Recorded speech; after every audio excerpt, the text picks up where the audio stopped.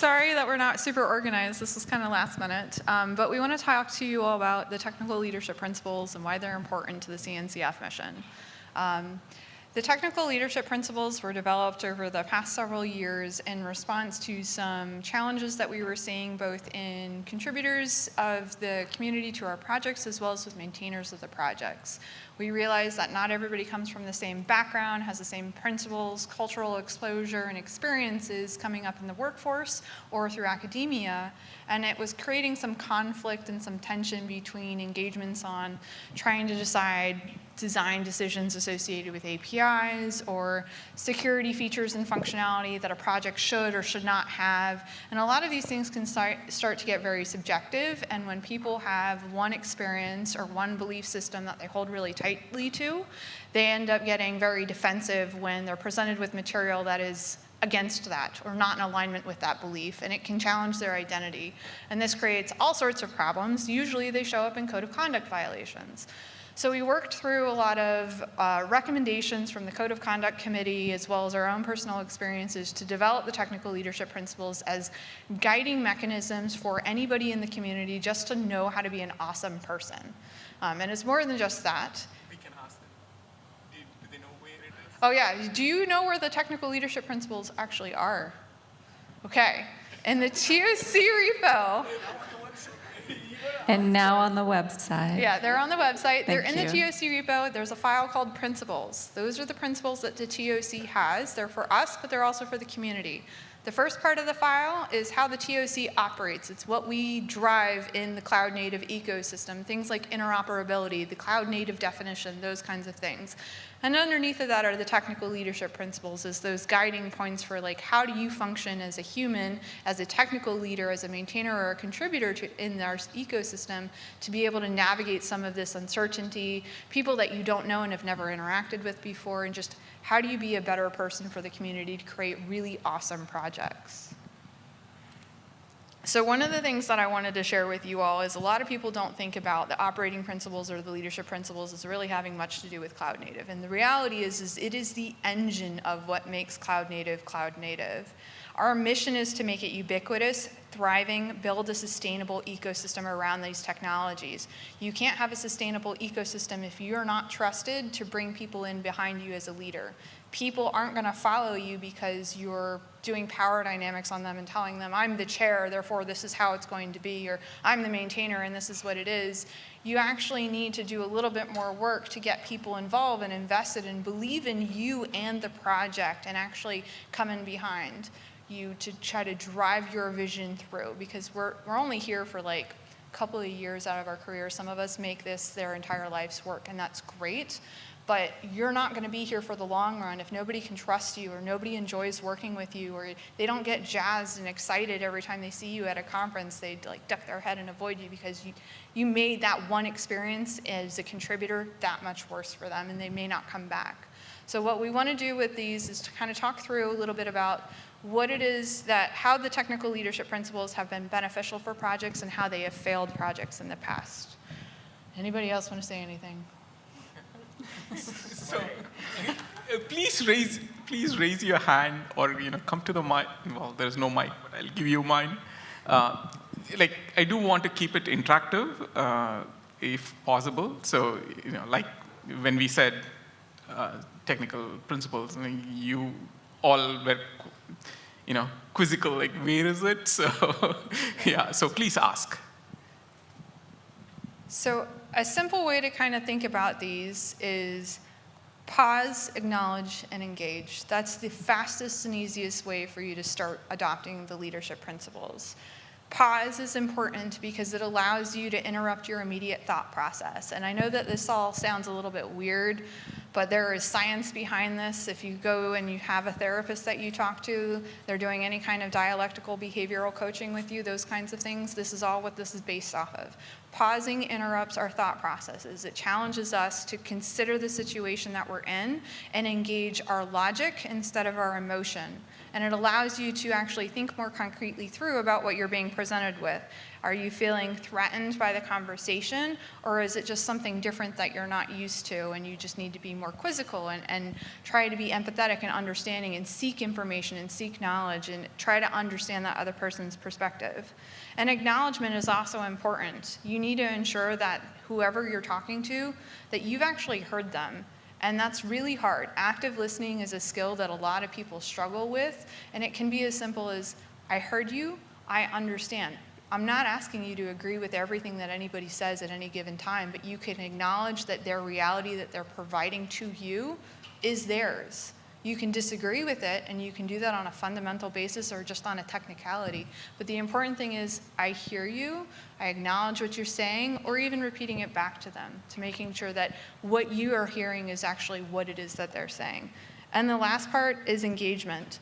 Making sure that you're having the conversation in a constructive place. If people get heated, take it out of the main channel. If you need to have that one-on-one with them, do so, but make sure that they don't feel like you're trapping them in a conversation. So bring other people in, bring in friendly faces, people that they're familiar with, to have that conversation and to have that dialogue. Any questions so far? Yes? Just a small point. Actually, a small point on that is when I've been maintainer in projects, what you're saying there is a very valid point, is that, you know, sometimes something comes in and your first reaction is, what the hell is that?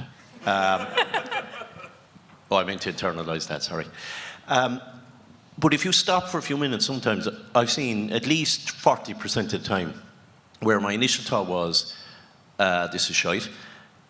The more I thought about it then, in that 40% of the time, I've learned more from it, because sometimes you don't see it from the angle of the person that's doing it. So, you know, especially when we were in Helm, people tried mad stuff with Helm. I mean, like, you know, they were deploying out clusters at all angles and all sorts of things instead of applications. But you saw some amazing stuff from it. And then, you know, you had the stuff every now and again, you go, oh, right. So it's that case of, you know, first of all, maybe going, all right, how are you trying to do this? How can I reproduce this? And then when you start going into it, you're going into it, you would come out learning more from it sometimes than you went in with it. So it's kind of the whole, you know, mentor-mentee thing, where sometimes you're mentoring, but you actually become the mentee. So it's just a little point that I've noticed myself over the years that, yeah, you know, shout at the keyboard first and go with that crap. But then after that, maybe stop and then go through it with the person and see where they're going, and then, you know, help them along, and you learn something out of it. Yeah, and just to like add on to that, because I think this is something that gets lost a lot when I talk about these kinds of things with people, is it's totally okay to think that something is crap, that something was half-assed, or it's incomplete, or what on earth is this person doing? I don't understand. This is taking up time out of my day. Like, it's totally human to have those thoughts, and it's okay, but it's what you do after that that makes a difference. The amount of times that I have to rewrite messaging to make sure that I don't come across as an angry person is a lot. Trust me, I rewrite things at least 3 times. The first time I write it down is just a message to myself so I can get it all out of my system. And then I go back through, I do that pause, and I reread what it is that's going on. I'm like, all right, what is it that they're trying to achieve now? And then I go back and I look at my angry message and be like, okay, that felt good. Let's rewrite it now that I know what it is that they're trying to achieve. And then I reread that again, and I take another pause, and I look through for more information. What are things that I'm missing that I'm not considering here? I've often talked about, like, you don't know what kind of day that other person has had, so I try to give them the benefit of the doubt that they've probably had the worst experience, or they're having trouble communicating. Like, I talk to a lot of people that just don't use words very well. They struggle with them, and it's hard to get your idea out. So just take the extra time, rewrite something 3 times. It's okay to have these thoughts, but you come out as a better person on the other end because you took the time and energy. And actually, it exercises critical and analytical thinking skills far beyond what you traditionally get when you're forced to do these things. And I guess for the people writing code, we all have anecdotes like this where you look at some code, you say it's crap, you rewrite it, and then months later you understand why it was written the way it was written, and your code became the same crap as the previous one. So it's kind of a similar approach to things, just taking time, read it properly, see where it came from, where the person was when it was written, and then make a decision.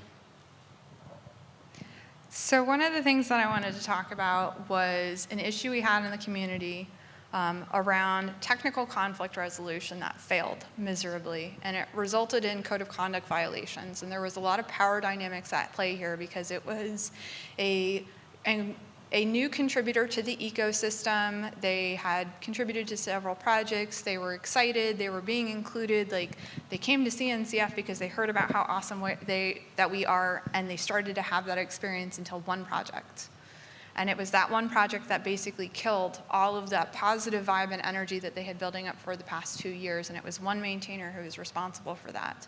And it was a difference of opinion that boiled over into the community. But it was more than just that. It was how they treated that maintainer, how they treated that difference of opinion. Rather than opening the floor to a conversation so that more voices could be heard, that more people could dial in, they secluded the conversation into a private channel. It was a technical discussion. There was no reason for that. By removing that technical discussion from a public forum where more people can chime in, you're now hiding any semblance of empathy and relation and being kind to one another because you've moved it to a forum where there's not eyes watching. With more eyes, all bugs are shallow. The same thing is true about technical contributions to projects. The more people that we have participating and engaging in the dialogue, the better the software, the better the technology actually becomes. As soon as you silo that out, you've lost all that diversity of thought and perspective and opinion. So when you have these technical conflicts that come up in your community, schedule a public meeting to have them talk through what is it that we're trying to achieve, what is the problem we're trying to solve, what are the different ways that we can do it, what are the cost benefits of either of them, pros and cons. Is it more difficult to maintain a whole nother API path in my code base because OpenSSL forked? No, it's not easy. It's hard. It sucks. But this is because people had a difference of opinion, and this is the way open source works. You can fork and do something else. And that's okay. You don't have to own the entire ecosystem. But the other part of the challenge is when that contributor showed back up to the maintainer's public meetings and started to continue to push for this, hey, why aren't we doing it this way? Have you thought about this? They continued to be pushed out of those public forums and started to get negative exchange with that maintainer and resulted in a lot of code of conduct violations. And they're not the only contributor that had that experience. The maintainer was eventually removed from the project for not only this incident, but a series of smaller incidents that actually showed up and culminated in this one completely boiling over into the community. It killed the project for a long period of time, and they did 2-3 years now, rebranding, rebringing in the community, rebuilding, a lot of extra work for whoever was left because one person didn't adopt the technical leadership principles. Dims, did I get all that right? Yeah. Okay. Pretty good, thank you. Dims was there with me when we were dealing through this. It was not fun. The amount of just extra that goes on. You might think it's a small dispute between you and another maintainer or you and another contributor, but it shows up in private Slack messages, Word documents that get floated around and shared with people with no attribution, no commit history associated with any of those docs, so you don't know who said what at what time and what transpired since then. It's very difficult. And then when the TRC gets aware of it, we need to go through and chase all those things and reach out to people, and that takes up more time. And we're happy to help people. We're happy to answer questions. If you're struggling with a contributor or a maintainer and you don't know what to do, look to the leadership principles first. Pause, acknowledge, engage. If you're not getting the response you want, come back and talk to us. We have an enforcement process for it. Any questions so far?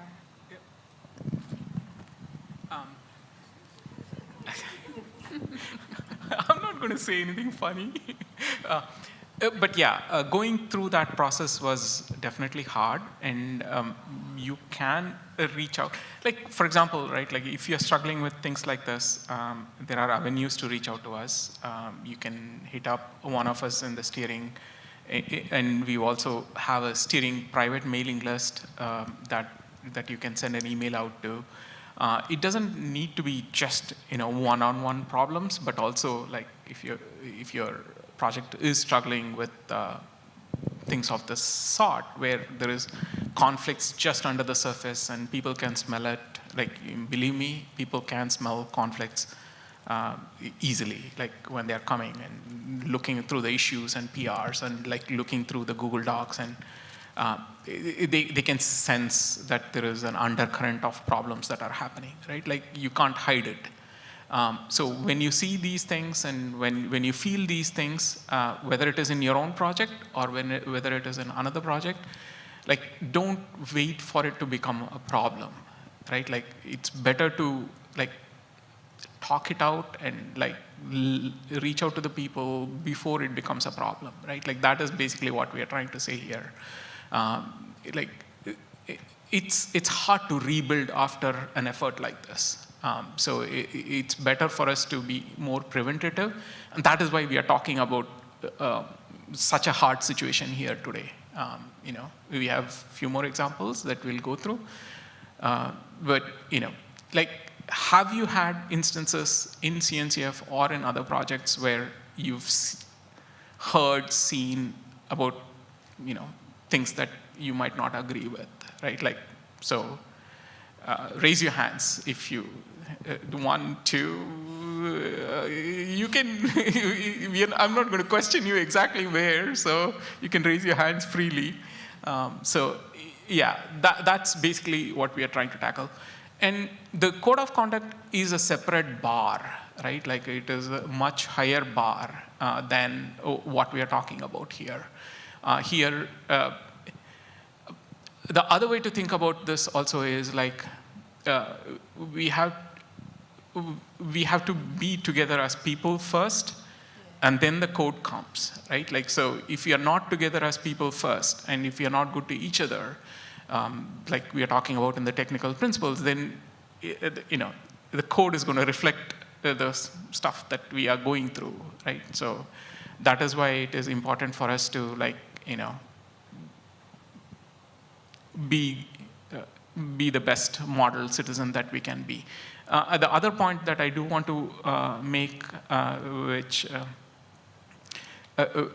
was highlighted by Emily, was try to push as much conversation into the open as possible. Yes, there's a lot of group DMs and smaller things where things happen, but whenever you have something like that, just push it into an issue comment, push it into an email, push it into a Google Doc that is publicly viewable. Like, push things out so you're not the only one facing it, right? Like, whether you're facing it in one way or the other, whether you're like dishing out or receiving it, right? Like, so just push it out, right? Like, I had a conversation with this person, we were talking about this, and here was the discussion that happened.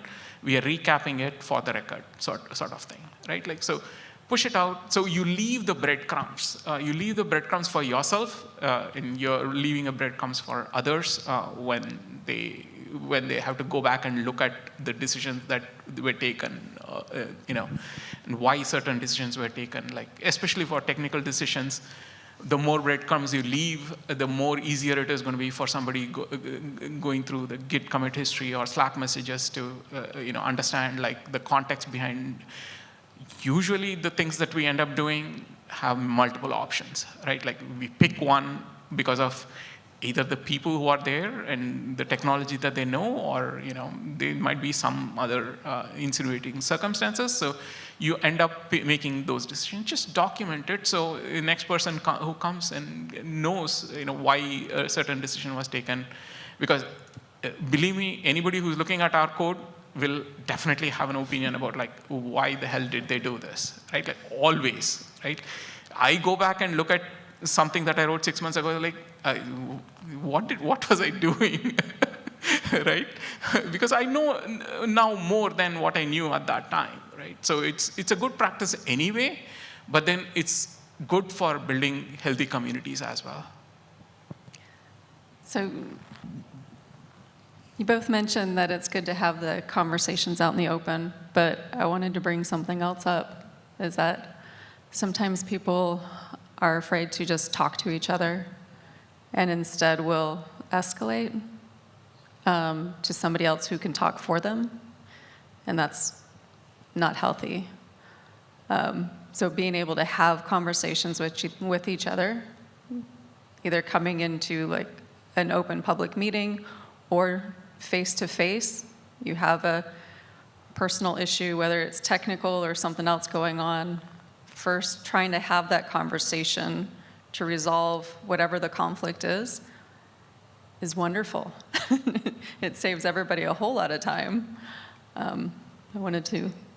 Yeah, that's important too. Just being able to have a conversation with somebody. You don't necessarily need to get along with them like your best buddies since the second grade. Like that's ideal, but we don't ask you to do that. Just be civil to each other, be nice, be kind, be decent human beings. And part of this kind of all goes back to trust. I don't need you to like each other. I need you to trust each other, that we're doing this for the community. We're doing it for the awesome technology that we put out. You're doing it for your colleague that's sitting in the chair next to you, whether or not you know them, because something that you're putting out into the world, you're letting it go, you're releasing it. It's like a small child. It's gonna go, it's gonna grow up, it's gonna do awesome things, but you can't be there to hover and mother it the entire time. So you need to be able to have conversations with people about it and not walk away like you're hurt or damaged and that they're hurt and damaged at the same time. So trust, but also feedback is important, and you need to be open to feedback because sometimes feedback is really hard, especially if you submitted a PR to a project and the maintainer was particularly brutal in their feedback. That's pretty harsh. Sometimes these are new folks coming out of school, just getting started in cloud native, or they've switched careers entirely and they're just now getting into programming and they love it. And you can kill them based off of that feedback you provide either on a PR or in a conversation or on an issue. And part of that kind of goes back into trust, is a lot of what we do in cloud native, we're trusting people to put their best foot forward to actually do something in service of somebody else, in service of the greater whole. There's nothing like, you can't get a better sense of achievement than the fact that you have the opportunity to change the world here for the better, either by the technology or by the relationships that you make through technology. And when we have this level of trust, when I reach out to an adopter and I ask them, hey, give me your feedback about this project. I want to know what your experience is. I want to know it all. I want you to be candid. I want to know the truth, because what you tell me, I'm going to go back and I'm going to share with the project to make the project better. And if the project is in a position to actually take that in and think through it critically about, I can make my project better, you can actually do more harm. You can damage that trust that we've built with those adopters in the community. And we had this situation recently, and thankfully the maintainer recognized how they transgressed against the technical leadership principles. They owned up to it. They went and they corrected the situation, but it still left that adopter feeling sour. We had an adopter interview. They provided very candid feedback. We had several adopters provide candid feedback. It wasn't the best, but it wasn't the worst either. And it was all due to a lack of clarity and documentation and understanding about the project and what the guarantees are. There's no guarantees in open source that they actually provide to their adopters. And we shared that back with the project. And one of the maintainers went and provided that feedback back directly to the adopter that they killed it. And that's not true. So I had the adopter email me, freaking out. I shared this in confidence with you. I trusted you. And now I'm being attacked by one of the maintainers of the very project we're using. What's going on? And trying to de-escalate that situation, it's hard. Because these are people that I don't talk to on a regular basis. We don't have a regular interaction with. It's all putting good faith and trust out there that we're all going to do the right thing for each other. And when we escalated this with the maintainers for the project, they're like, our bad, we're going to go fix it. We heard everything you say. Here's our plan of action, next steps, this is what we're doing. And they got it, and now they're running and they understand. They were able to take that feedback in more concretely, but you have to set yourself aside and listen. It's really hard to get feedback about something that you're doing, that you're spending all of your time and energy on. It's very hard. But the whole point of getting feedback is because you're only seeing what you do. you're not seeing the impact of what you do. It's why providing acknowledgement and recognition for the work you do in open source is so hard, because nobody can really see it or measure it. And it's the same thing with feedback. You rely on your peers, your contributors, other maintainers, and even just community members you meet at a conference to tell you how you're doing so that you could do better. Because that's all we really want, right? Is to do better as humans, be better people to each other, create really awesome technology that's ubiquitous all over the world. Like, how many people can say that? I wrote a line of code that runs across thousands upon thousands of servers everywhere. I'm touching someone's life.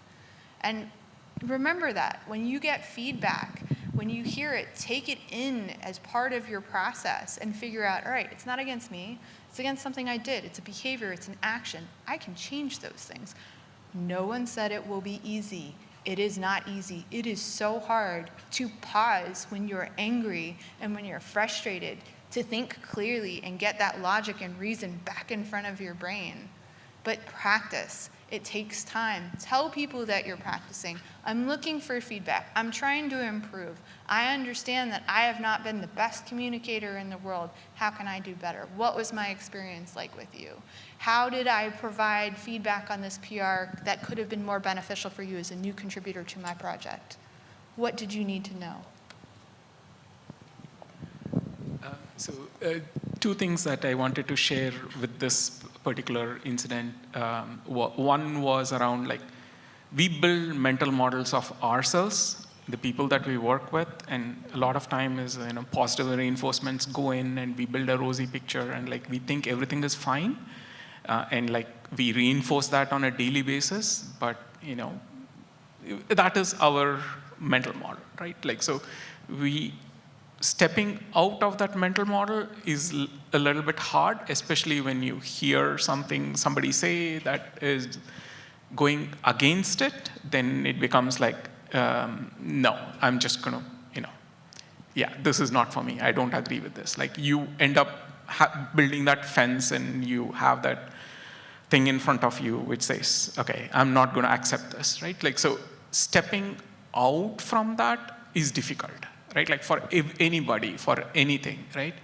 So that is something that we have to understand a little bit better and do better when we are especially in open source.